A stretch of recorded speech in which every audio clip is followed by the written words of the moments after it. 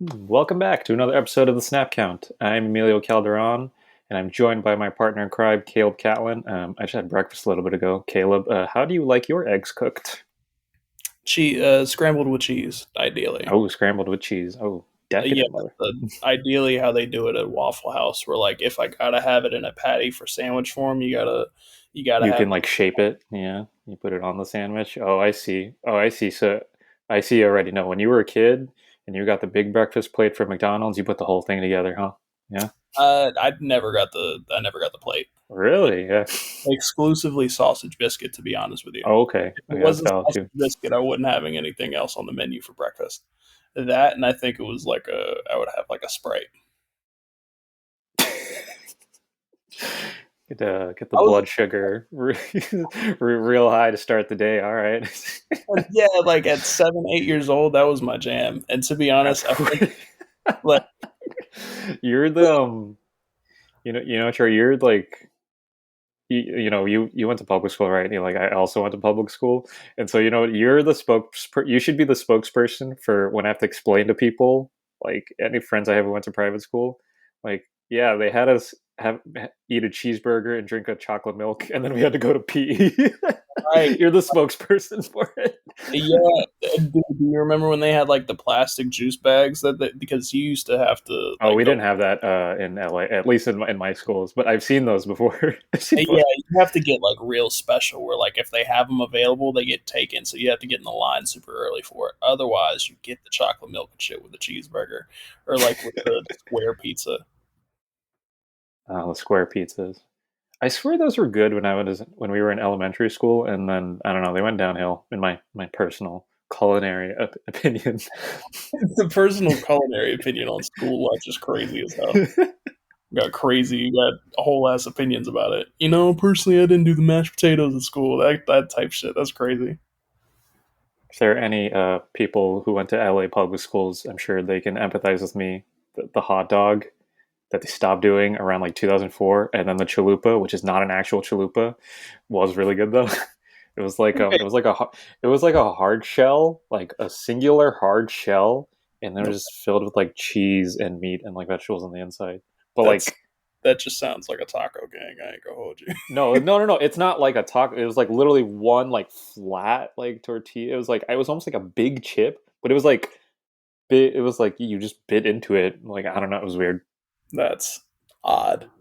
Also, I'm school hot dogs is kind of crazy too, gang. I ain't gonna. I think they probably stopped that, with good reason, because I mean, I think that was before. I'm 28, so I was in elementary school in the early 2000s. So this is like this is still Bush, and what he had no child left behind, but also at some point between Bush and Obama, they tried to make school lunches healthier, right? So I don't yeah, think that was a coincidence that they stopped doing the hot dog. because by like '06 when I started going to school, like I hot dog sounded crazy. I never had known that before. Nothing wrong with a hot dog at 10 o'clock if you're having a Sprite at 8:30. Listen. Clearly, I know because a whole lot of my friends do the Costco dogs just raw. Those are also good, but we're not here to talk about hot dogs. We could do that for a different podcast. We are, if everybody is still listening, we are in fact here to talk about football, which is what we usually do. Week 7 is almost in the books, but it has continued to be an insane, crazy, weird, fun season, and we are doing something fun, crazy, and weird, or mostly just fun. The other two, I arguable. Yeah, we're moving on from discussing every game because we've had some teams fall off in terms of interest per se. Teams that are no longer in the playoff picture. I think we can confidently say this early in the season. But yeah, we're moving to a nice, fun format. Still, we're going to talk about our game of the week, and then we're going to move on to some winners and losers, whether it's teams, still players, units, etc., etc. Yeah, game of the week for to bring in this new format was a good one. It was a game we shouted out last week. I think this was most people's game of the week. It was the I was going to say NFC North showdown. No, this was the NFC North showdown for the season so far. It was the Detroit Lions visiting the Minnesota Vikings, and they pulled it out 31-29. That Detroit moves to 5-1, giving Minnesota their first loss of the season. Yeah, what was your what do you where do you want to start with this game? Uh, I'm just I felt generally fascinated by how the Lions offense still operated as the number one offense in the league, despite having one of the best defenses in the league with Brian Flores and the Vikings. Um, I had a hard time trying to tangibly tell what they did different, if they did anything different, and what were the aspects that you could tangibly look at and Mm-hmm. be like, okay, this is what makes the Lions offense special. Really, it looked like some very abstract sort of ideas and personnel usages where they throw seven guys out there, but instead of one of the receivers going on a route, they mostly act as a blocker. Um, it was stuff like that, or little ways that they exploited the Vikings zone, where I think it was Mm-hmm. one play in particular where they ran a scramble cross route to I think it's Patrick. I'm forgetting the receivers' names off the top of my head, but a lot Mm-hmm. of stuff like that. A lot of room for Amon St. Brown to exploit the Vikings secondary. Just lots of interesting choices that they made in terms of their routes. Yeah, I think Detroit is kind of the quintessential offense of the NFL season right now. I'd say because when we've looked at NFL offenses, or especially the offenses I at least I'll speak for myself, complained about. Like I was really critical of the Ravens offense, which scored a lot but did not always look the best and didn't always look good in certain game states. Like they struggled to keep control of games.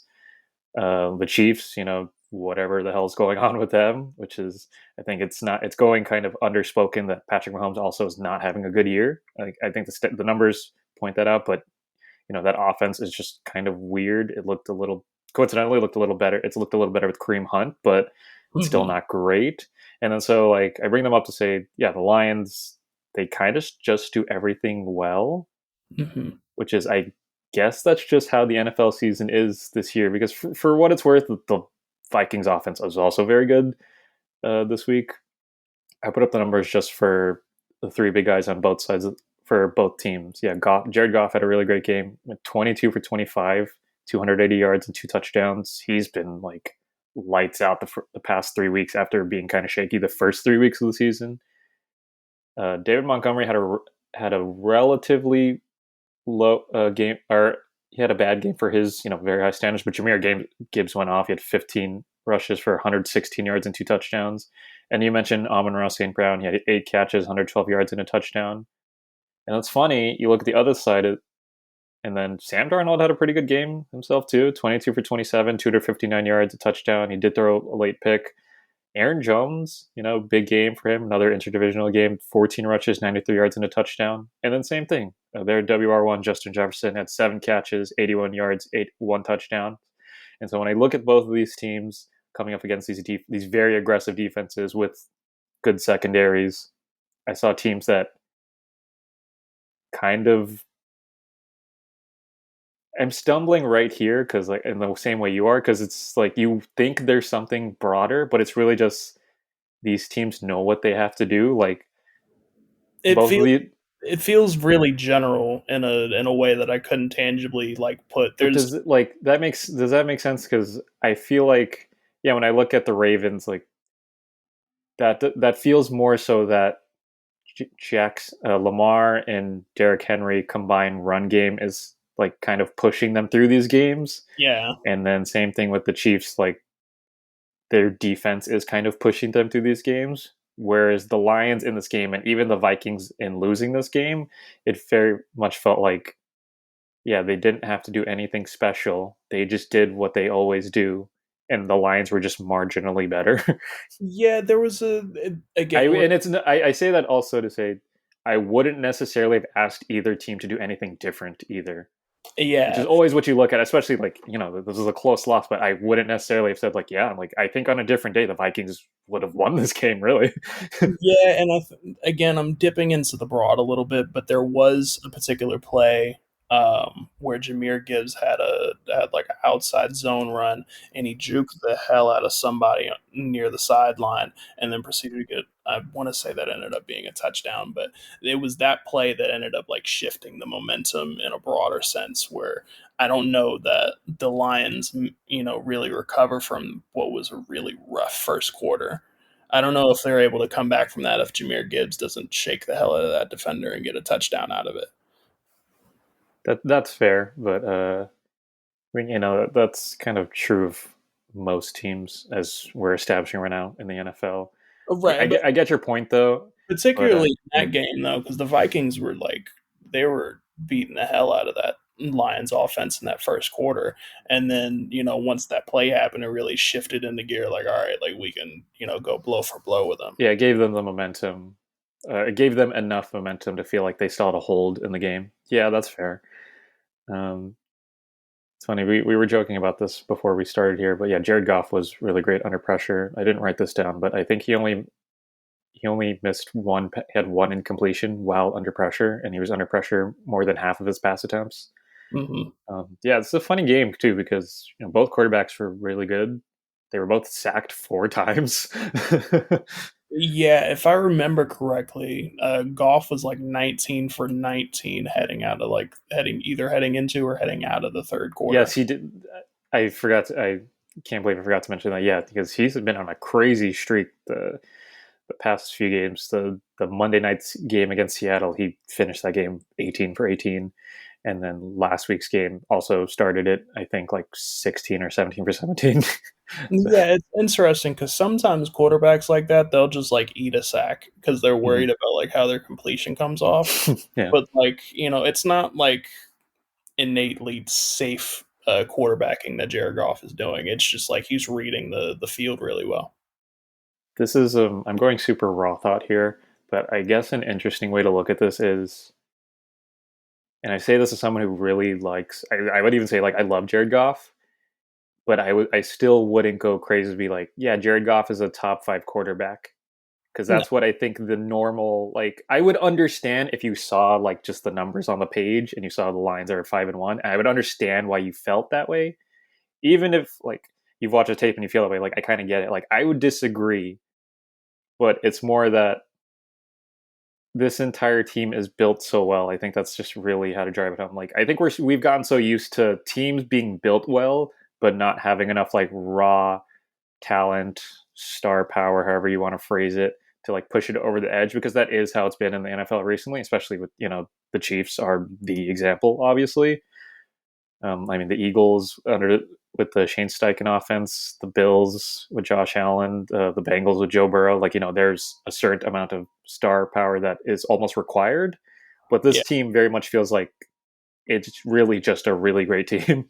So that's where my big general question for the Lions was this week, Hmm. where obviously this coming off season, Ben Johnson's going to get a lot of head coaching calls. Hmm. I expect him to end up with the Jets.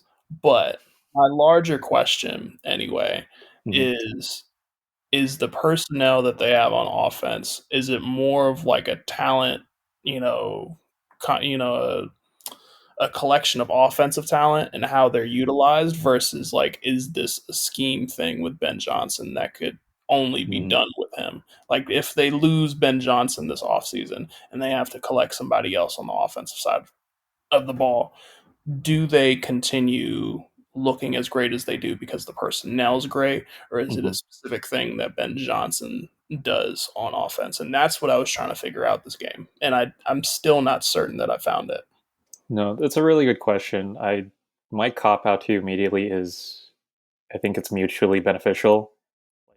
That's always kind of hard to describe the Lions, but I'm heaping so much praise. We are heaping so much praise on them because like it. I think that's really it. This has been a really mutually beneficial coaching stance. He probably will become a head coach next year, regardless of what happens with the Lions this year, because he's done a stellar job the past 3 years. But I want to put a pin here because when we get to winners and losers, I only have one loser, and it is a combo of a quarterback and his coordinator Okay. because they're very much the polar opposite of what is going on with the Lions right now, who I think it's Ben Johnson is maximizing the talent, which is really great.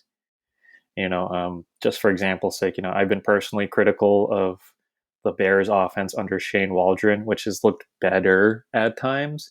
And I think that's a good example of, I think that is a talented offense with, I don't think Shane Waldron's great. I think he is good though. And it's still early. Again, that's maybe it's a bad example. Rookie quarterback, new coordinator. Like he's not even a year two coordinator on that team. He's new to that team as well. But you know what I mean? Yeah, I don't want to just heap praise on the line. Yeah, the Vikings were. There's some Bears choices offensively that I'm sure we'll be able to get to next week. Yeah. But there's some choices with their offense that still confuse me just on a base level. But yeah, the Vikings, like I said, yeah, Sam Darnold had a pretty good game in this one. It's weird. I think these teams are almost mirror images of each other, and yet the Vikings kind of asked Darnold to do more for this offense. Not that he's doing a whole lot. I think I'll say this. I think some people disagree, but objectively, he's one of the. I'd venture to say he's one of the best pure throwers of the ball in the league right now. Like when He he's locked in and when guys are open or like in tight windows. Yeah, like when you needs a watch the tape, he's throwing it tight, man. He's finding guys with anticipation. There's I forgot which play this was. But I vividly remember. I think he finds Naylor or Jefferson on like an out route, and yeah. yeah, like the way he like so easily, so smoothly. Especially, we're talking about a guy first year in this offense. Granted, Kevin O'Connell, who we think highly of, but yeah, just like so, it's like so easy. Finds guys with anticipation. Like before, again, it's Naylor or Jefferson. Before he even turns the corner, like the ball's out and it finds him like on the money. Like, yeah, this offense is firing, man.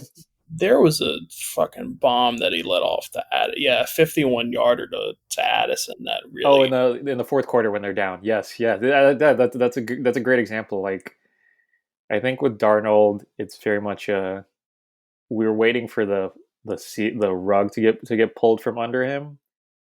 But I think in this offense under Kevin O'Connell and with this amount of talent, I don't think I think that's like I'm kind of okay with that, and like not like I'm okay with that, but like that's what it is. It's like for one of my winners, I have a quarterback who is gonna feel similar for like just throw the damn ball. You know what I mean?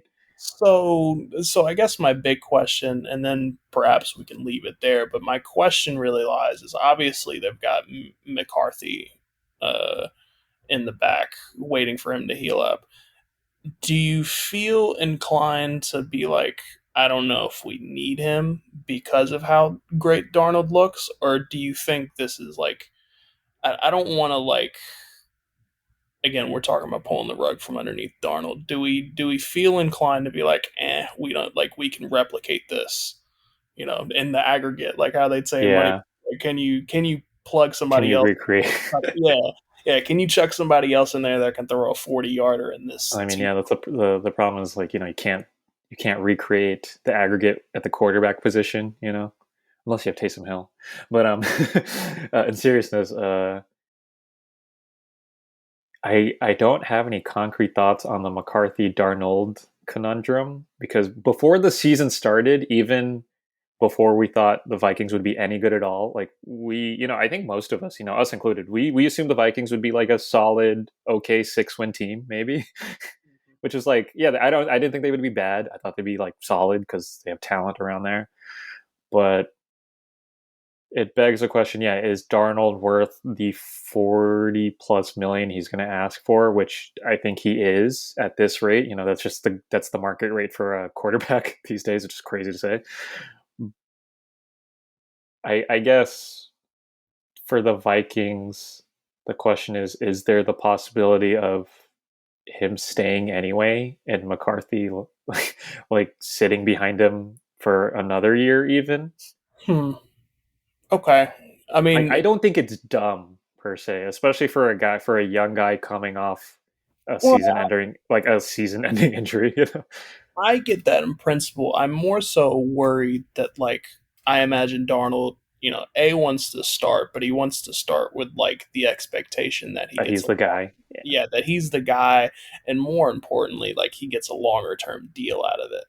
Yeah, And you're the Vikings, like obviously, you, if you're doing what you're suggesting, you're like, all right, we kind of need him to stick around for another year, type of deal. yeah, yeah, Whereas like the because Raiders could be like, listen, we kind of want to move on from Gardner Minshew and Aiden O'Connell yeah, type. even if his play levels out, um, let's do some on the fly projecting. I'm gonna look up Sam Darnold's stats for the season so far Okay, because yeah, that what I'm think yeah, what you make a very good point because I think regardless of what happens the rest of the season, there's a world where like literally right now, the Vikings could end the season and they're gonna offer him maybe a 3-year deal, like 3 years, 45 million a year, which I think is fair. But he could go to, off the top of my head, yeah, Las Vegas is the first destination because they don't have a quarterback. Las Vegas or Tennessee right now. Neither of them has a starting Tennessee, quarterback.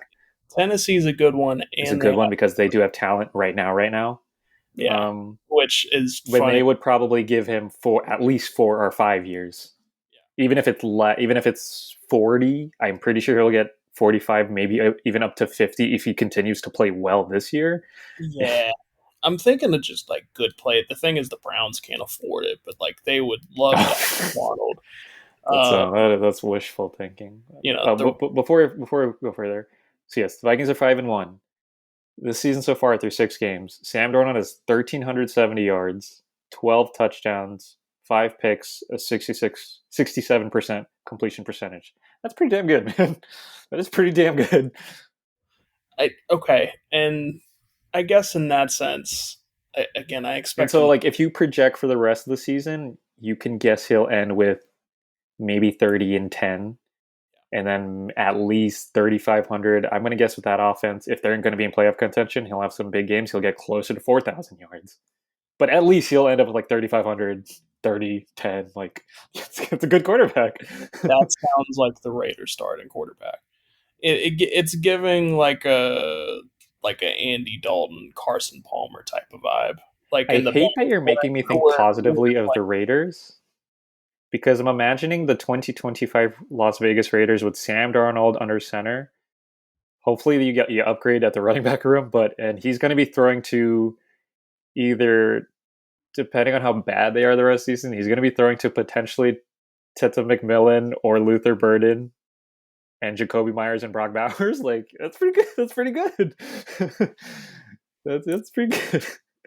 And then yeah, yeah, we don't want to be totally wishful, but like even Tennessee, you plug him into this current Tennessee offense. Obviously, he's not as good either, but it's definitely a competitive offense, especially in that division. Really, yeah, and I'm I'll I'm leave it. sorry, Will Levis. I don't mean to be this rude, but at least he gave us some funny memes. You're a sweet guy. That's it. It's over. One last thought, and I did forget about this before Yes. recording, but I had my guy Jake. He threw out this idea where and this is dependent on how you feel about Tua. But he Hmm. was like, I would happily make Brian Flores the next coach of the Cowboys. And he said, dude was right on the right track in Miami and caught a raw deal. He was always right about Tua too. Brian Flores in Dallas. That just gives me bad vibes. Now, I don't think it No, works just on a doesn't work. No, oof. on a cultural On a basis, cultural basis, but just I don't know but in general. Oof. I I don't think that's right for either party. Oof. theoretically I like that. Theoretically, I like the defense under Flores much more than how they're operating right now. Um, but it's a culture thing that like that stuck out to me. Brian Flores is another person that, again, I'm inclined to agree that he did catch a raw deal in Miami, and Yeah, a good bit of it isn't really his fault. I don't know. Miami is just a weird case too, as we've established with the how regardless of how you feel about either Mike McDaniel's or Tua, they have been objectively successful in the regular season. So Mhm. it's that's a weird, yeah, they're a weird team to analyze in that regard. I hate that you had to derail my good vibes with Brian Flores on the Cowboys. What's your problem, man? But I might edit it out. I If I won't because I'm lazy. I wish I had the energy and effort to edit it out. That's rude, man. to double back to that Darnold McCarthy thing, it does Oh remind yeah. me a lot of that Bengals, Carson Palmer, Andy Dalton type of vibe, where they're like, clearly we want to move forward with Andy Dalton, but like Carson Palmer still like showed good quarterbacking, Mm-hmm. and that was evident when he moved to Arizona. To Arizona. Yeah. No, that's a good. Yeah, that's a really good example. That's a funny example because it's plausible that JJ McCarthy is Andy Dalton, not in a literal playing sense, but in like a level, like are we He's going to take a risk with the guy with Darnold who's got the high floor, low or the high ceiling, potentially low floor we haven't seen yet, or McCarthy who's we're because that was the selling point on McCarthy is that he's what's the derogatory phrase? Oh, he's the game manager, which is yeah, like yeah, it's like I think that's what he is. Like I don't think he's bad to be clear. I think he's a fine quarterback. I think he will be an NFL starter. But like, is that like, are you okay with that? Yeah. you Are you said okay with that? you said Andy Dalton real derogatory, so I was like, yeah, I know what this man's cooking over here. You know what I mean? Yeah. It's like I sound funny and hesitant because like I am because like I think Darnold's really good. Like I think he's really good. And with McCarthy, I think he'll be fine. How much better can he be? I don't know Yeah. because I remember during the draft process, yeah, that was everyone's holdup. It was like even comparing him to the other guys, like yeah, Caleb much more talented, Drake May much more talented, Penix he's like McCarthy's younger, but Penix is a better arm, like a much better arm. Mhm. And then Bo Nix, I mean, yeah, Bo Nix and JJ McCarthy were like the two guys from this class. I was like, okay, I like mean, my thoughts. Like, on Bo Nix, yeah, obvious pick. There's one obvious pick. I wouldn't have picked Bo next to Bo like Nix, yeah. the round. I'm glad we could get that off of our chest. If it wasn't already so obvious. Yeah. But yeah, I guess that's kind of an unfair way to frame it. But in a sincere way, yeah, we've seen Caleb supremely talented. That offense, I think I don't maybe I'm not even looking at offense. He is already very good, and he will continue to get better. Drake May, same thing. The Patriots have a bad offense, but he's clearly very talented. And then next year they will draft and rebuild that roster, and they'll look better. And then Michael Penix, he threw one pass this past weekend. So for what it's worth, Michael Penix has a 100% completion percentage. In case you weren't aware, he's 1 for 1. I don't even know who he threw it to. But yeah, Penix, like we can safely project if/when he plays, he has a big arm. And then when McCarthy just like I don't know what the fuck I'm looking at. Yeah.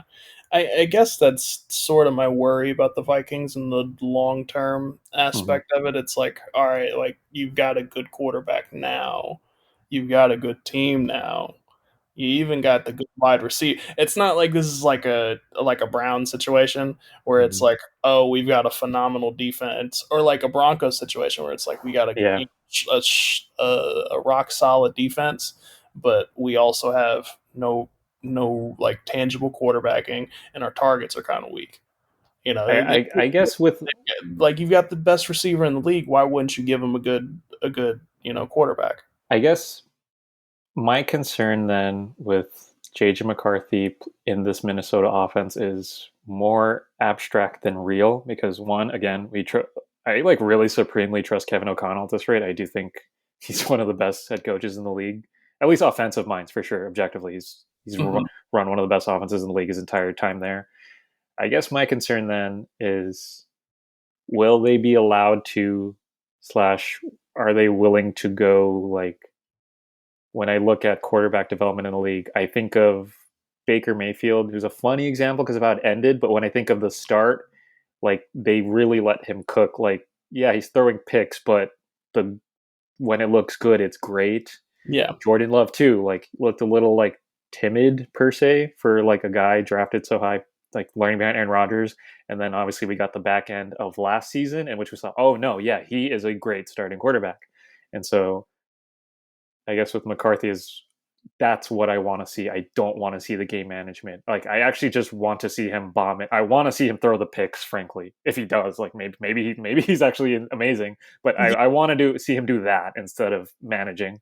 it's interesting because I don't know if that's like the environment for him to do so. Yeah, that's what you know what I mean. Like I think. Like if Oh, he, we have a good. We kind of have a good example because we have Brock Purdy and Kyle Shanahan's offense, yeah, an offense that is maybe it's not a good example, but it's like a fair example of like yeah when he stepped into an offense he just had to manage and yeah, he didn't necessarily make game-changing throws and now it's flipped, granted with injuries to that roster, like, and now he makes big throws and it's like, well, like I'm not yeah. sure which is which anymore. Optimistically speaking, Darnold is obvious. It should be a much better quarterback, and he shouldn't drop into Jimmy Garoppolo territory. That's the only reason that Brock Purdy had to step in the first place. Well, yeah, that's true.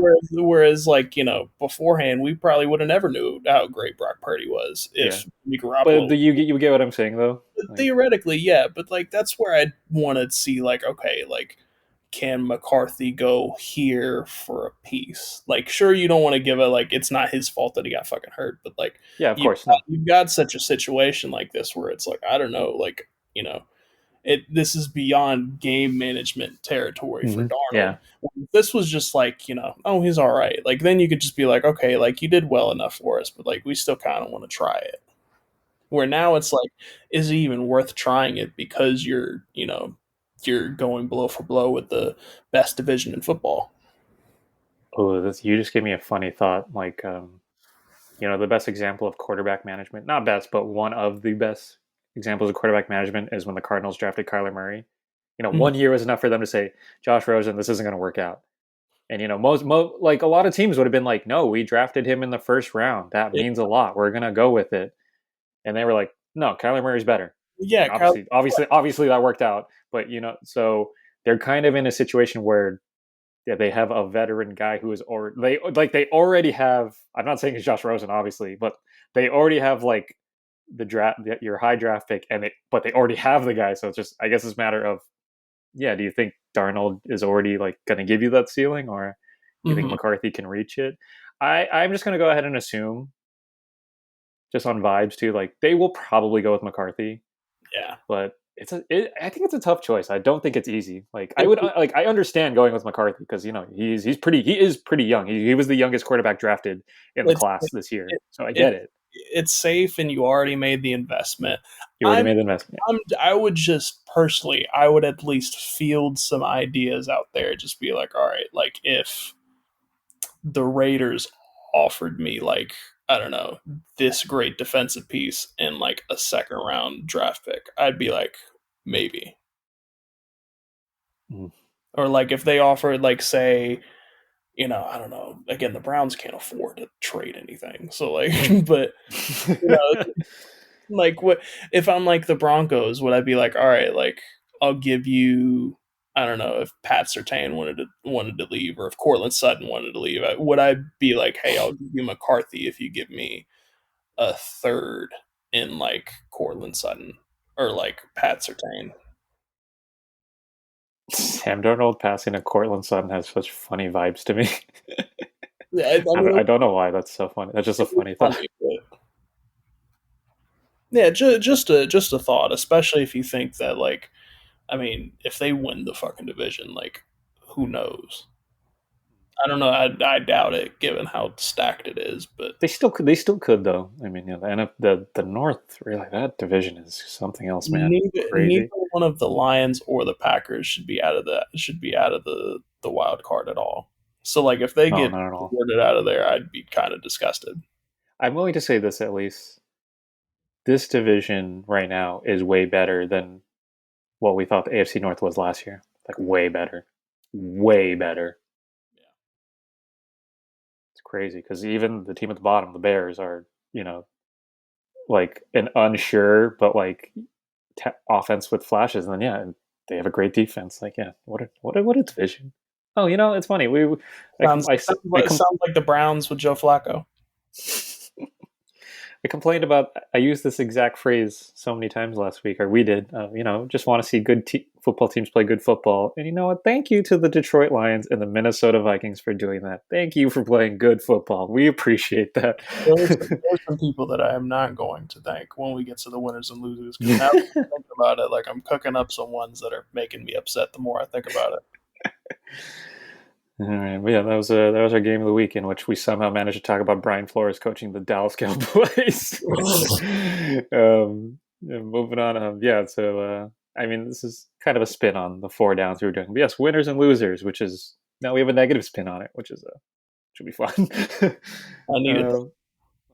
Did you want? I was gonna say I was gonna start. My first one was real easy, real clean, real fun. Okay. Yeah, my first winner, which is I feel nice that he'll be our first winner on this in the history of this podcast. Packers quarterback Jordan Love, who is, I just gotta say, man, he's restoring the feeling, man. It feels good watching him play football. And you say that about a lot of guys who just like are good, but we'll start with the stat line: 24 for 33, 220 yards, 3 touchdowns, 2 picks. But surprisingly, had a 9.8 completion percentage over expected.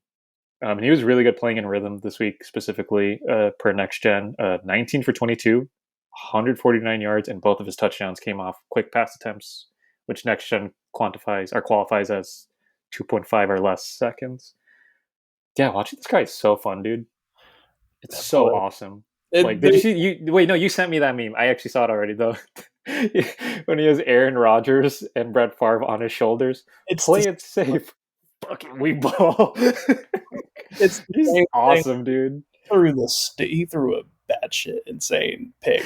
That went completely over the fucking receiver. But I in a weird way, I was like, I kind of see why he's kind of awesome, right? At least I understand why he's made. There's some guys who throw picks where it's like that wasn't even was dumb. Yeah, that was dumb. There's no read where that could have. He was just like, that receiver got it. I'm gonna chuck it above his head, and then one of the Texans guys got it. But he was just like, he took his helmet off. He was just like, all right. No, he's honestly so awesome. I almost feel irresponsible for, no offense to Indianapolis Colts fans, for propagating Anthony Richardson, who I think objectively is cool, but as a quarterback is not very good. Jordan Love is actually a good quarterback. Yeah. I assume Steichen wants to develop him into Jordan Love type. I don't know, that kind of involves letting Joe Flacco cook, which poor Joe Flacco. I think have we already made this joke on this podcast? If there is a football equivalent for and one, I think we should put Anthony Richardson there. Other than that, I wouldn't be. When the flag football comes for the Olympics, he for sure will be one of the quarterbacks. No, it's the flag football isn't enough. I need him to be doing parkour off the walls like NFL Street, man. I need him to hop off the wall and do the under the leg behind the back shit. Yeah, yeah. I need him to do the Michael Vick or Donovan to have NFL Street, the spinning behind the back. I need him to do that. Man, NFL Street, what a game! They need to bring that back. They're never gonna do the thing. They're never gonna bring back fun, man. It sucks. No, I need hard simulation. And we just have 2K in Madden as it is. Ugh. My first winner, I'll roll with Jahmyr Gibbs, 15 for 116 yards, sir. Tutties, 7.7 yards a carry, and 45 yards for his longest carry. Again, I mentioned earlier, crazy fucking juke in the first quarter that gave Detroit that boost that they needed after a really gross first quarter, because it looked like the Vikings were going to send them boys to Pound Town. Pause. Jahmyr, he shook that man out of his damn shoes, out of his cleats, and it gave him the boost. He, again, 7.7 yards a carry is crazy, even with the long run that he had. Because even if you subtract that, that's still a really good, it's a really good stat line, especially given that Montgomery went down. Yeah, Gibbs is. Are you done, by the way? Because I have a very mean segue here, which is Go for it. My mean segue is maybe Jahmyr Gibbs is who people think Bijan Robinson is. And speaking of the team Bijan Robinson plays for, my loser is not Bijan Robinson. I have one loser this week, and it's not just one guy. It's a combo. It's Falcons quarterback Kirk Cousins and Falcons offensive coordinator Zac Robinson. Because what the fuck are these guys doing, man? I don't think Kirk has been totally bad for what it's worth. His stat, he had an okay, he had a pretty decent, he had an okay stat line this week. He went 24 for 35, 232 yards, a touchdown, and he threw 2 picks, one of which came late in the game to clinch it for the Seahawks. I mean, for context, the Seahawks defense did get at him this game. 3 sacks, 19 pressures on 38 dropbacks. In case you aren't good at math, that's half of his dropbacks. So yeah, the Falcons' offensive line had an uncharacteristically bad game. Like they were really getting at these guys. Also, Byron Murphy was back for the Seahawks defense, and yeah, that really helped that line come together. But speaking on Cousins, I had a stat that really hurt my brain. I have two actually. First one is Cousins has ended 93.6% of his dropbacks inside the pocket this season. That's the highest rate in the NFL and the highest in the next gen stats era. like really think about that. He's ending 94% of his dropbacks inside the pocket. 94%, man. Crazy. That is crazy. Like nobody does nobody does that. I don't care if you're 6'8", you don't end 90 that many dropbacks inside the pocket. That's insane. Even Rodgers' old ass is willing to like run a little bit. Oof. That one was just me being a little mean. I do think that's kind of insane, objectively speaking. But this one really hurt my brain because, you know, Kirk Cousins and Kevin O'Connell's offense in Minnesota, play action is their bag. Coincidentally, Jared Goff is I didn't write this down, but I'm fairly certain he's still leading the league in playoff or play action percentage. I think he's like 35%. It's no coincidence. The Lions have a very great offense. Per next gen, Cousins has utilized play action on 14.8% of his dropbacks this year. That's the third lowest rate in the NFL. Let me tell you, Caleb, you're not going to like this. You want to know the two quarterbacks below him? No. Their names are Jacoby Brissett and Geno Smith. In this context, it is not good to be coupled with those guys. No comment, bro. The guy who was put out there to get killed for the rookie quarterback, and the guy who has had to throw it 40 times a game for the first 5 weeks of the season. Yeah, I don't get this Falcons offense. I'm sorry. I didn't. People kind of rained on me a little when they dropped 500 yards on the Bucks, a Bucks defense that had nobody out there. I want to point out. I'm sorry, Antoine Winfield and Kalijah Kancey were both out for that game, and Jamel Dean, I think, was at the Week 4 Thursday Night Football. And so, yeah, like I didn't want to be a total party pooper, but like, okay, yeah, like they had a great game. This offense doesn't make sense, man. They don't have a good run game. Yeah, they don't have a good run game, so just tempo, like game state, all that. The play sequencing is really bad, and then the play action, which is Cousins' bag, like that was his whole thing. Yeah. Like, I don't know. I don't get this offense at all. Bijan had a pretty solid few runs though that I saw. So like I don't know, it's weird. You can really like salvage them for parts, and you'd be like, man, I can't believe Atlanta gave that up. It just doesn't make sense because they have an above average line of Cousins who even with the injury, I understand like he just really isn't the same physically speaking. But if you could like I don't mean to make it sound so black and white, but I think if you open up this run game a little and you open up the play action possibility, then that just makes the passing game so much more lethal. Especially, I really feel like you mentioned this. You mentioned it, especially with Darnell Mooney, who's really bailed out this offense at times. It doesn't have to be like bailing them out per se. Like I think then you really open up a lot of space and timing, especially for London and Mooney and Pitts, who's been really in and out this season. But at least we've seen something from him. Yeah. And yeah, I don't know. They're for me, they're this week's a good football team playing bad football, and it's pissing me off. So I didn't have like an overt loser. I actually wanted to get pretty abstract with how this guy is a loser. I want to talk about McCall Hardman. That's not who I thought you were going to say. Are they ever gonna run a normal play for him? Ever? Like it has to feel at least a little strange to be a wide receiver, and they don't even want to run like slant routes for you. There was a meme where there was I just like it was McCall Hardman, and he was like, "Coach, you think I could run a slant, maybe out?" And it was just a picture of Andy Reid going like, "You're gonna run the weirdest shit You're just shit. imaginable before I trust you with a wide receiver route." And it's a little weird because that's his No, whole no. bread and butter. I mean, won the Super Bowl off of just a flimsy ass fucking flat, a flat route. Yeah, whatever. What is that like? What's the he calls that play hot dog? The motion, just the motion in and out. Yeah, Right, which is like, I don't know, man. Like, clearly he doesn't trust this man enough to A, catch the ball in a meaningful way, or B, even be able to shake a corner in any sort of distinguishable way. So it's like, all right, like, and it led to a bigger question about the Chiefs' offense where I don't know how sustainable it is for you to only have routes for like these guys that are like barely wide receivers. no, I get. Xavier I like where you Xavier went here. Worthy Hmm. Xavier Worthy is a track star, barely a Hmm. wide receiver sometimes.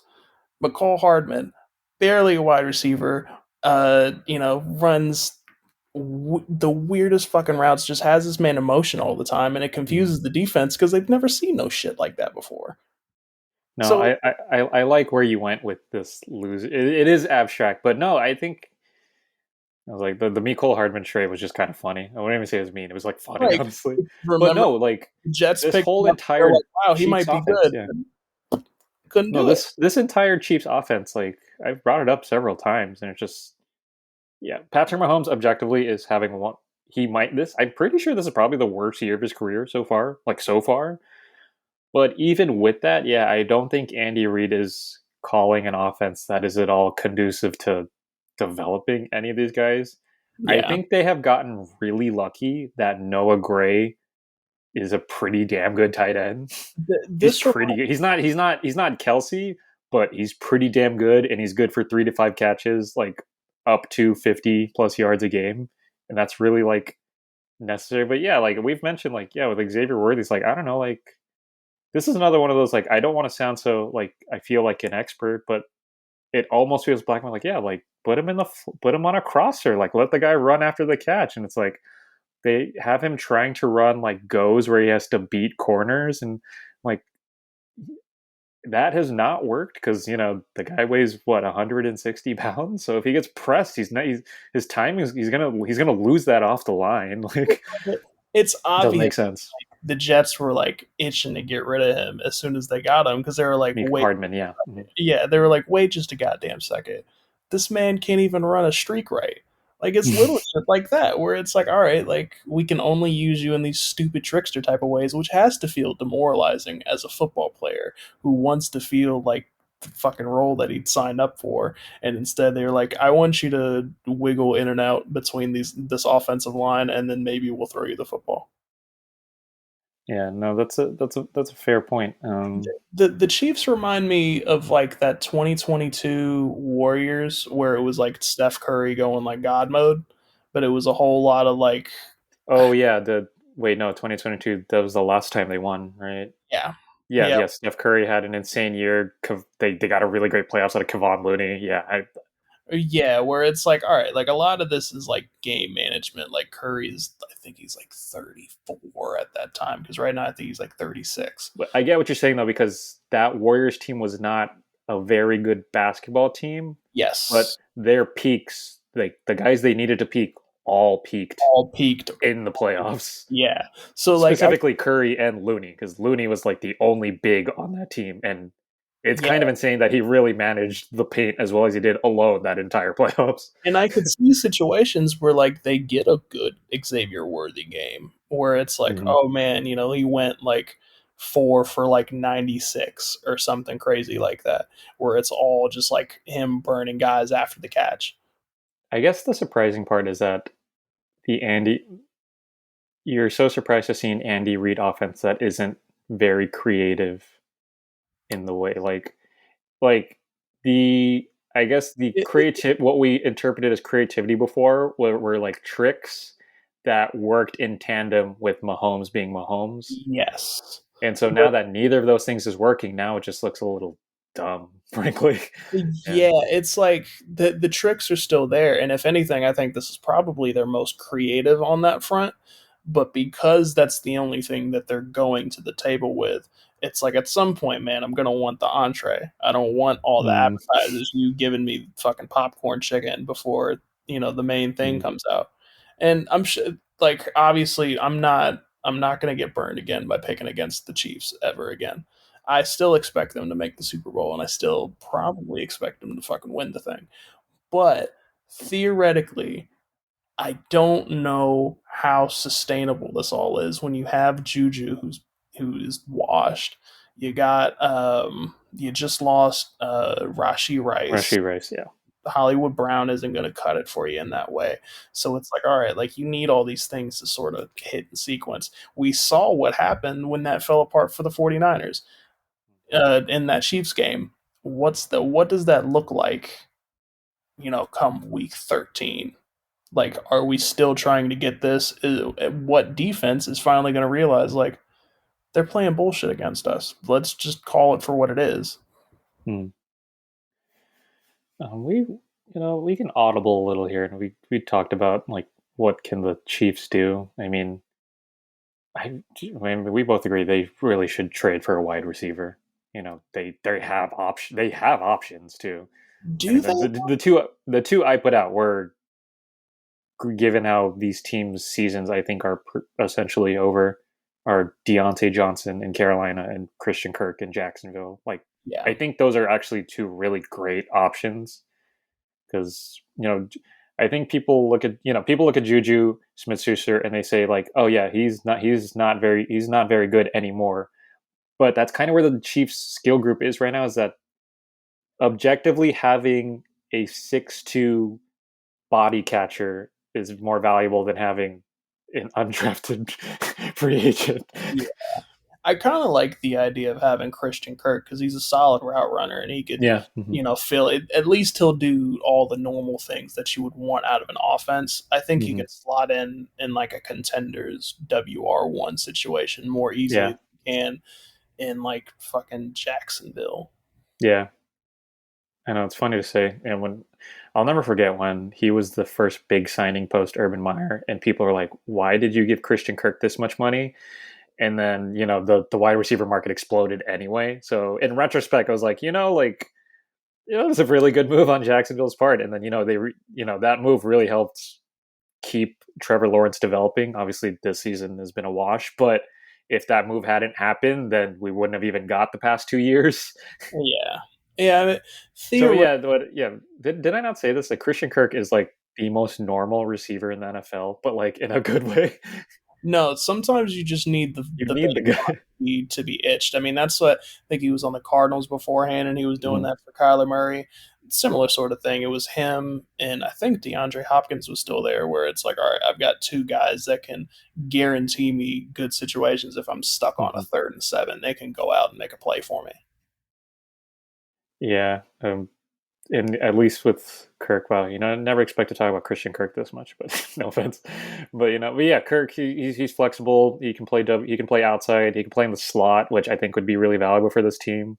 Being able to being able to move both hypothetically Kirk or whatever receiver and or Xavier Worthy, like being able to move them in and out, and then even like the motion like that. I think that's where my criticism with Andy Reid comes in. Is that yeah, his you know I criticized um, Joe Lombardi and Nate Hackett for the lack of creativity in their offenses. Like they just don't even motion guys sometimes, which is like it's 2024. Like every NFL offense does is you have to do this to like keep the defense on its toes. And then yeah, like I don't know. I'm gonna file Kansas City under the number one offender for just play some good football, please. Yeah, yeah. Just They, please do it. I do wonder if they, decide to play a little rich. Maybe they give up a first and they try and get somebody like a Chris Olave, who's kind of, Hmm. obviously kind of whatever in New Orleans, or, Yeah. maybe they give up a second for like one of the Tennessee guys, because Hmm. obviously like that offense is cooked. Despite, I'll talk about that other side of the ball here in a second. But the offensive side of the ball is a little quiet. Calvin Ridley's kind of frustrated with his lack of Mhm. targets. You could perhaps get a Calvin Ridley, who I think would be a massive luxury for Patrick For Mahomes. this team, yeah. All right, and that's funny. We both, yeah. You only have one more winner as well, I assume. Yes. Yeah, and Yeah. And then I was gonna go with one guy in particular, but I'm actually gonna pivot. okay, okay. Initially, I had Denver corner Jaquan McMillan, who was feasting on Was stellar. things. I want to pivot to the Tennessee Titans defense. Mm-hmm. I want to throw some numbers at you, and I want your reaction to see how like wild this sounds. Because again, Will Levis team, right? But The vitriol with which you say Will Levis did you know that the Titans allowed the least amount of yards per game according to per ESPN? game. I think we mentioned this before. Yeah. Third least in pass yards, eighth in the rush. They passed the, and they also passed the eye test. I mean, played against Josh Allen, gave him some really strong pressure because again, I hadn't been doing the knowledge with Tennessee this year. So I was expecting like, all right, maybe Josh Allen isn't going to need to like do his normal like, oh, I'm going to need to run with the football type of thing. No, that man was running all over the fucking place because there was strong pressure on the line, and Mhm. moreover, the secondary coverage on Amari Cooper and Keon Coleman was pretty good outside of a couple, breakdown situations, but that's only because he held on to the ball for a while and the receivers were kind of in a free Mhm. fall. You know, that defense is way more fucking disciplined than I thought they were. No, they have the Especially given like they made some solid signings, if I remember correctly. But again, yeah. we expected them to be one of the worst teams. Kind of bang in the middle. It's kind of like how the Saints eventually fell off to be. But the Titans But are like, the Titans wow, defense does seem for real. Yes. they're number one in the league. And like the only thing that confused me is that how do you have the least amount of yards per game, but also is like 15th in like points allowed? I think they allow like 24 a game. I'm telling you, man, they might have the worst special teams in the league. I don't know. I haven't looked this up. It it's strange, but they're my winner. Oh, but no. Sorry, but also keeping in mind the amount of times they turn the ball over on offense. Yeah, that's also fair. But yeah, they are my big winner because they made Josh Allen at least a little uncomfortable. I think he only had like 150 yards that game, which says a lot for Josh Allen. Who, just quick note, real quiet MVP campaign that we've both been advocating for all year. But I do want to put it in plain numbers that I jotted down. He's like 20th in the league in yards, 1,483 yards, which isn't crazy, but 12 touchdowns and zero picks. 0 picks. Yeah. Best QBR in the league, 77 and a half. He's had some drop picks this year, which, sure, you could say that, but Mm. um, I do find a lot of strong potential in this Amari Cooper pickup and how that could unlock the yards after catch for Cooper personally and for Josh Allen to stop playing so scary. Because really, I think he has that connection with Keon Coleman. Uh, and Amari Cooper is one of the easiest people that you could slot into offense. I do want to talk about the Bills later. Spoiler alert in the 2 minute warning. Okay. But yeah, this Titans defense just very quietly great. Granted, because they're not competitive because of their offense. Yeah. But yeah, the L'Jarius Sneed signing, a lot of people raised their eyebrows at that. Like that's your splash signing, and then he just got injured. But Yeah. yeah, this defense is I want to give to just a real quick because this isn't really much of a down or anything. I'm just going to make a quick note because we didn't talk about the other big game this week. hmm. Loser CJ Stroud, the Packers pass rush, straight. I was watching that and I was playing Shook Ones in my head over and over as he kept getting rushed. I imagine that a team like the Packers will live with a great Joe Mixon game 10 times out of 10 if it means that you neutralized, one of the most promising quarterbacks in the league. It's funny you brought them up because my last winner is the Lions pass rush, actually. Yeah, we we even as far as to downgrade this team's Super Bowl odds after the Aiden Hutchinson season-ending injury, but they had 4 sacks in this game, 1 sack each for Malcolm Rodriguez, Jack Campbell, Josh Pascal, and Trevor Nowaski, who I didn't even know was on this team. But interesting stat from this game was, they really came to play. Another next gen stat. They blitzed on 20 of 35 dropbacks. That is 57%. That's the highest rate in a game since Aaron Glenn's literal first game with Detroit in 2021, week one. Yeah. It's crazy. It's also a little funny because the first 3 quarters, they only had 4 pressures on 14 blitzes, Mm-hmm. but they came super clutch in that fourth quarter. They had 3 sacks and 4 pressures on 6 blitzes, so they really showed up when it mattered. Yeah, But which also allowed for some really big Brian Branch plays. Shout yeah, out Brian Bench, who also had a really great he balled game. out.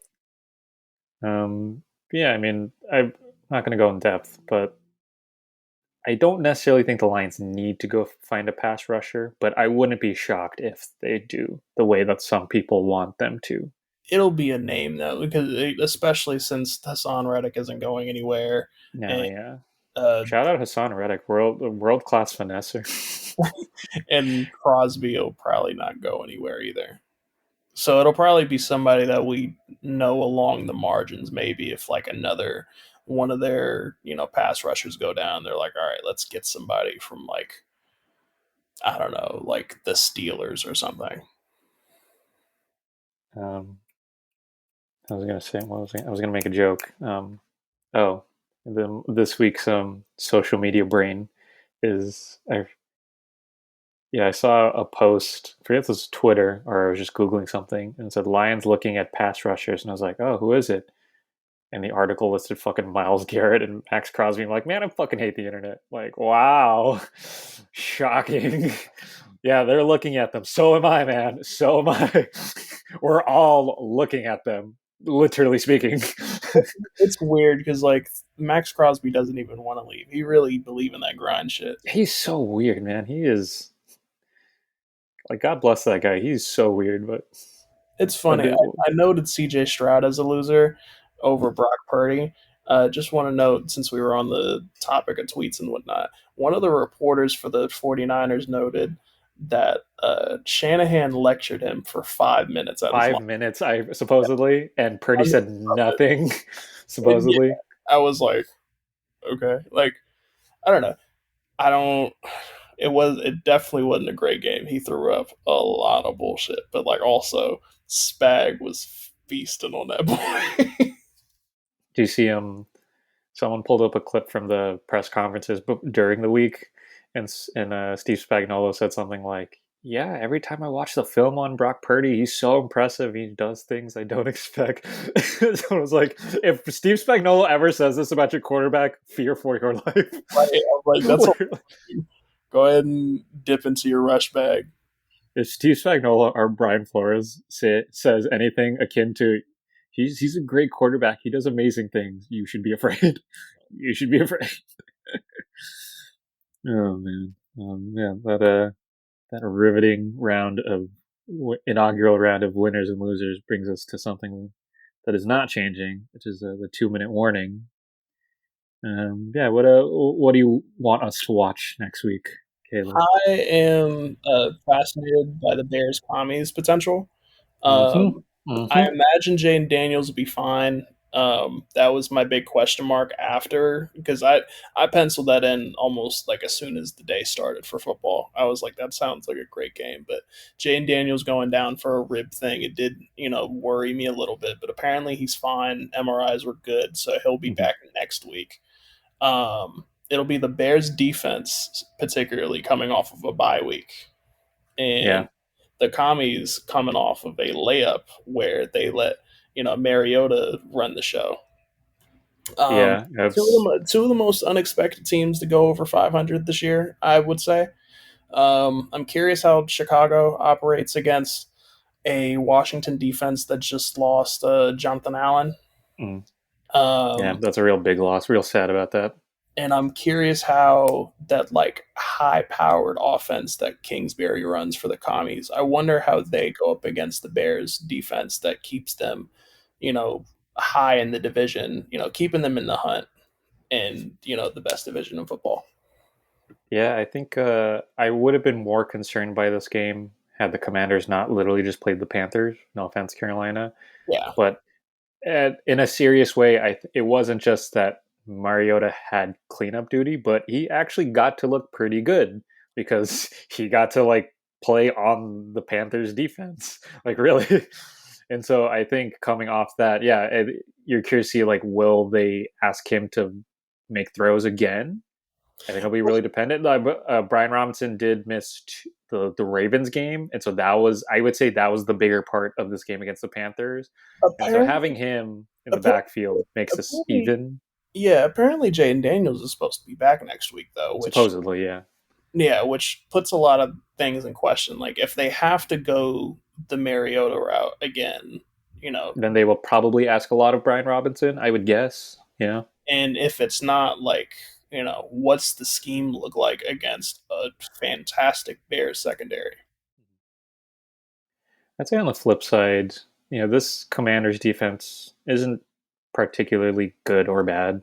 Yeah. It's fine, and so again, I've mentioned this at least once or twice with Caleb Williams and the Chicago Bears offense. Like, show some, like, you don't have to put it all on the table, but like play some cards, man. Like, show us what you got. You've been particularly critical. Like, you want to see Rome Odunze more in this offense. I mean, I agree, but You just got in general, I want to see more out of this offense. Really, like what do you have?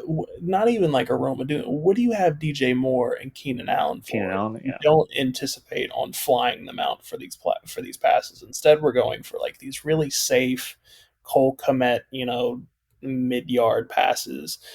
Really annoying DeAndre Swift rushes that don't really total to anything. Like, they're doing what is hypothetically or theoretically the right thing, like to managing games in easy ways, but it doesn't feel like they're doing it in easy ways per se. Like, Right. they're not an efficient offense, which is like, well, you have the talent to do that, but like, yeah, I don't know. This feels like it feels very Cowboys defense under Mike Zimmer right now. Like, one, I mean, aside from the fact that they're not good, like I've mentioned before, like, yeah, like you're not getting the most out of that defense if you're not getting to the quarterback and forcing interceptions.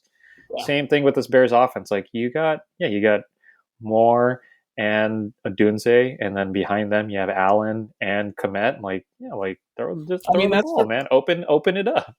that's the whole reason they traded for DJ Moore in the first place. The whole Yeah. reason they drafted Roman.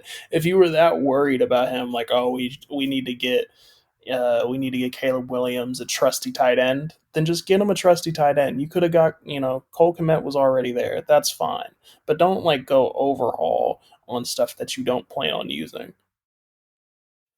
And ironically, we need to lock Caleb Williams and Shane Waldron in a dark room together, and they need to watch like recent Geno Smith, Matt Stafford, Jared Goff tape or something. Because granted, he's not super tall, but yeah, I just want to see that guy sling the damn ball. That's really it, man. That's what I expected of him this year. Regardless, Yeah, like if it looked messy and he got a lot of picks off, like at yeah. least that was We've barely seen it. running Yeah. it. All right. My game for next week is still strong on the bandwagon, especially after this week. But got the Seattle Seahawks hosting the Buffalo Bills, which I think should be a really good game. Yeah, I wrote down 4 names just off the top of my head. Josh Allen, no picks so far this season. yeah. We'll see. On the Seahawks side, Michael Jarrell, an actual right tackle. How about that? Wow, they got an actual right tackle. Can you believe that? With all due respect, Stone Forsett, please do not ever step on the field in Seattle again. I'm sorry. We need that guy to hit the practice squad of another team and get back in the gym. I'm so sorry. But yeah, Mike Jarrell, pretty great debut. I think he let up two pressures in this one. I mean, hey man, granted, the Seahawks line didn't look amazing, but it looked like an actual offensive line, which it did Yeah. not look like at all the first 5 games of the season. Next name I wrote down was Amari Cooper. I just wrote down the answer question mark. Yeah, Did you see that funny video for his first catch slash the touchdown? Josh Allen's calling an audible, and he's lined up in next to Keon Coleman, and Cooper goes, yeah. He looks up. he Yeah, goes, and then Coleman just goes, he just goes like, and he, he runs like a straight, basically. It's funny because it's like 15 yards. I'm like, oh my god, it's like a 15-yard go route. What the fuck? that's funny. That's funny. I didn't see that, but that like it's funny for Cooper to be like, "Oh, I need to take notes from the rookie in terms of how to run this route." And granted, again, he was only on the team for like 3 days before this game, so I mean, maybe we can give that excuse to Devonte Adams too, but I won't. I won't. Not necessarily his fault, but I also will not give him that excuse. That's not bad. Yeah, the fourth name I wrote down was Byron Murphy. All I wrote down was King! Exclamation point! My king, because this guy, honestly, he might be my favorite player from this year's draft. Because, gosh, It sounds like your favorite player, period, which is great. I mean, we've got I don't think we've said this on this pod. Surprisingly, we've texted to each other several times, but we are part of the minority, the Dexter Lawrence for Defensive Player of the Year train. It's a real weak train for some reason. It should be this shit should be going downhill at 100 miles an hour. But yeah, Byron Murphy, like I feel like I'm gonna stake a very I'm gonna this is like a real penny stock ass take, but like everyone like people in the NFL right now are like pass rushers, pass rushers. I love motherfuckers who get around the edge and get to the quarterback. Nah, give me Byron Murphy and Dexter Lawrence, man. That's football, man. That's so. Coincidentally, Dexter Lawrence had an awesome game against the Eagles, in which was one of the weirdest games I've ever seen in my life. I Yeah, can't believe I'm mentioning this game on this podcast, but in case you I've, didn't watch that game, I wouldn't advise it. The Eagles won 28-3. That game sucked total ass. But Dexter Lawrence got 3 sacks, and it was awesome. I was actively avoiding and hoping that you didn't like say anything about it. No, the game was awful. I saw parts of it. It was awful. But Dexter Lawrence is awesome, and I will always advocate watching at least specifically Dexter Lawrence. Yes, Byron Murphy, my king. Bring back defensive tackles. Bring back nose tackles, man. Give me where are my where are my 6'1", 300 pounders, bro? You're making me think about Haloti Nada real bad. Oh hell yeah, My bad. man. That was another one of like the big names. I was when I was in middle school. Yeah, when I was in middle school, because I was such a huge fan of Ray Lewis and Ed Reed, I was a Ravens fan. Mm-hmm. And Haloti Nada was like the third member of that. I was like, Haloti Nada fucking rules, bro. Ooh, And man. didn't care, so much about it more so than I was just like those boys just beat the fuck out of those other guys. Shout out Vince Wilfork too. Man. Yeah, yeah, which I don't know. I don't like the reality in which if I was a Patriots fan. Yeah, Vince Wilfork is definitely Yeah, didn't appreciate him until after. It was like, oh yeah, he for was clarity on you and for any listeners, I unfortunately don't really stake a claim in a team because I'm born in fucking Birmingham. So really, it was the big thing for me to like player watch for a lot of it. So mm, like for a chunk, I was following the Falcons because I was a Julio Jones guy. But then I realized I was like, I don't give a fuck about the about the Falcons. I was Falcons. like, yeah, I was like, I like Mike Vick, I like Julio Jones, I like the jersey, but I didn't like have any identity with. Strong feelings, yes. Yeah, and I feel like I'm too old now to like try and You adopt can a whole you can team's just pick culture. a team. Yeah, I don't know. Right. I'm lucky, LA born and raised, so I just picked LA teams, and the Chargers were close enough. So At least with like the Heat, like my favorite player was Dwayne Wade, but like also the culture of that team made sense. Whereas like I don't really identify with one NFL team more than the other, which is where I kind of struggle. I mean, I guess like recency, would tell me like the Houston Texans rule, but like there's also like that took forever to install that culture for it to mm, work. For ages before that, it was just Arian Foster and Matt Schaub and Andre Johnson. it's crazy that we live in a world now where you can earnestly support the Houston Texans, and someone will earnestly go, "Wow, bandwagoner." What the hell, dude? Isn't that crazy? Yeah, Isn't that crazy? Like, what the hell? I remember those trenches, buddy. Yeah, because it used to be like you could say, "Yeah, I'm a Texas fan," and I would just go, "What's wrong with you?" Right. Or like the same thing with the Bills before Josh Allen, because I was like, man, you really got to love yourself some Stevie Johnson for you to, go for the Bills. EJ Manuel, man, like Jesus Christ. I'm gonna let you end on EJ Manuel. Imagine having to voluntarily live through Rex Ryan and EJ Manuel together. Jesus Christ, that's insane. If anybody doesn't give a shit about a quarterback, it's Rex Ryan. As we know. Yeah. Oh my god. Oh, so who's your favorite baseball team? Caleb Callan, famously a baseball fan, in case you weren't aware. Yeah, I mean, I can't do it. I can't do it. Like I get it, but I can't do it. It's It's America's not like pastime, man. You'll come around to it. You're gonna turn 30, and suddenly that beer is gonna hit your hand on Friday night, and the legs on the chair are gonna go up, and you're gonna be watching baseball. You're gonna get it. It's okay. beer is a self-hatred. That's what I've come to learn. And as much as I hate myself, I don't know if I hate myself enough to drink beer casually. Oh man, then People, I only drink beer when I'm outside. Truthfully, yeah, I don't drink beer at home because it's a social thing, is what I've come to learn for a lot of people. But there are some people who are like, man, I love me a beer, and then they knock back like these just piss cans over and over. I don't get it. But like, if I reach that point, I need somebody to be like, no, Caleb. like cigarettes are cool aesthetically. Like at least when especially if I'm watching a movie and there's the protagonist is like chain smoking. It's like that's Yeah. so annoying that you look so fucking cool doing that because I would Mhm. never do that. And then beer is like similar but on a lesser level. I was Right. also going to shout out was that Trill Withers with one of the all time tweets. That beer hit my hand on Friday night like Mjolnir. Just But that's like the idea. It's like, oh man, this is cool, but it's not, but it's also not like, oh, this is delicious. Like at least not this is delicious. right. No, but like I'm always saying this about Keystone Light and and Coors. Yeah, I'm always saying this. you pick up a Heineken from the fridge and you're talking about some, yeah, I love this. Like, nah. Every time somebody takes a swig out of one of these beers, they always go like, ah, they do that shit, and they go back to talking. I'd like, even with like when people do like shots, like if we get into the alcohol range, like people take shots and they immediately their face scrunches up, but they're Yeah, just, yeah, but we so did like it the Sour Patch Kids, like the right, but they're like, oh, but we did it together type shit. No, bruh, like I'm cool with the Coke over here, thanks.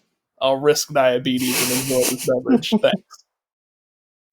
Joke's on you! Didn't get to enjoy the extra free beer I got from our bartender last night. So shout out to Kate. She was very sweet. Love you. You always manage a situation like that. I remember hanging out with Sunny, and you guys had me like against a brick wall, people watching while you guys were swooning the bartender for drinks and whatnot because you were like friends with him or whatever. Service worker solidarity, brother. That's all. Yeah, that was fun, and we got this done in less than. I think this would officially register as the shortest episode we've done. I think it's definitely one of them. Yes. Yeah, we're doing this every week. Sorry, everybody. I still can't believe you randomly brought up Brian Flores to the Cowboys. What the hell? Like, what was that, man? Like, that was not right. A friend of mine is a Cowboys fan. That's not right. That's not right, man. Yeah, I think it's a misread of the culture there. And I don't know why anybody is willingly. That's like a bigger brain version of people who are like the Lions should trade for Myles Garrett. Like, yeah, like okay, and the Chargers should trade for Justin Jefferson. What the fuck kind of shit? What are we talking about? Like, jeez. Yeah, I mean, I don't know. What else do you do for the Cowboys though? I don't know. Play Madden. Come on, man. That's okay. That's pretty fun. All right. Well, we'll try to do better next week, or not. Who knows? But Caleb, thank you as always, and to our faithful listeners, of which we actually have a handful. Appreciate you guys. Signing off as usual, wherever and whenever you're listening. Good morning, good afternoon, or good evening. Go Dodgers.